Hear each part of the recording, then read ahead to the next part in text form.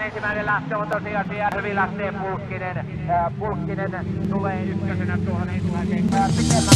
They see me rolling, they hating, patrolling and trying to catch me riding dirty, trying to catch me riding dirty, trying to catch me riding dirty, trying to catch me riding dirty, trying to catch me riding dirty. My music so loud. 600 sen Cammio-golfia tässä jatkoin ja nyt vinguttelin tuota laipalle sovitusta vähän.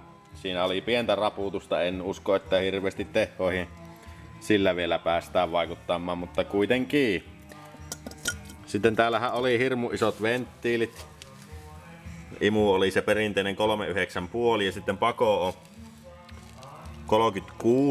36,5, mutta sitten se selvisi tosiaan, kun otin venttiilin pois. En tiedä miten hyvin näkyy, mutta tuo pitopintahan on tuolla ihan orkkiskohdalla, että tää lautanenhan on paljon isompi, mutta ei sitä nyt sitten, en tiedä onko tehty tarkoituksella vai tahallaan vai mistä syystä, mutta arvelin nyt pienentää tätä lautasta. Toki ajan ensin uuden seetipinnan tuohon seettiin, ehkä pystyn sillä vähän kasvattamaan, mutta ei tuohon seettiin ihan taida mahtua noin iso venttiili kuitenkaan.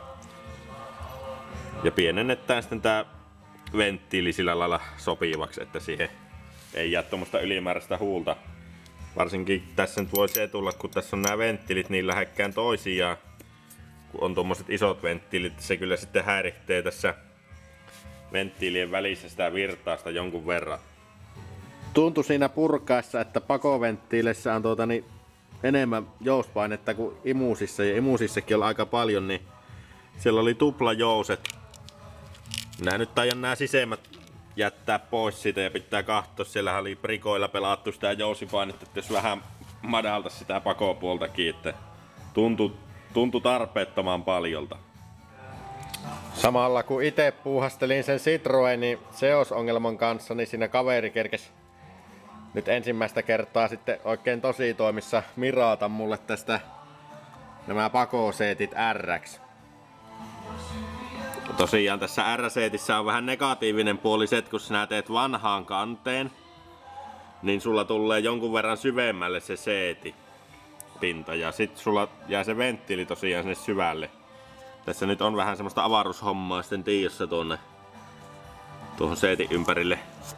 Tässä oli tosiaan ne pakoventtiilit 3,6 puolikkaat halkasijaltaan, mutta se seetipinta oli siinä 3,4 kohdalla. Nyt sitten pienennettiin milli näitä pakoja, ne on nyt 3,5,5 ja nyt se seetipinta on tuossa ulkolaajassa. En tosiaan tiedä, että hyövyttäisikö se siihen virtaukseen. Ehkä imupuolella enemmän voisi toimia, että vaikka sulla on isompi lautane ja se seetipinta tuolla pienemmällä, mutta pakopuolella en oikein usko, että siitä mitään hyötyä saisi, niin pienennettiin sitten tuo venttiili. Eli tosiaan vielä sitten se, tässä nyt sanotaan, että kun se Mira maksoi 2 tonnia ja puoliksi se ostettiin tonni mieheen, mulla on nyt 4 venttiiliä tehtynä.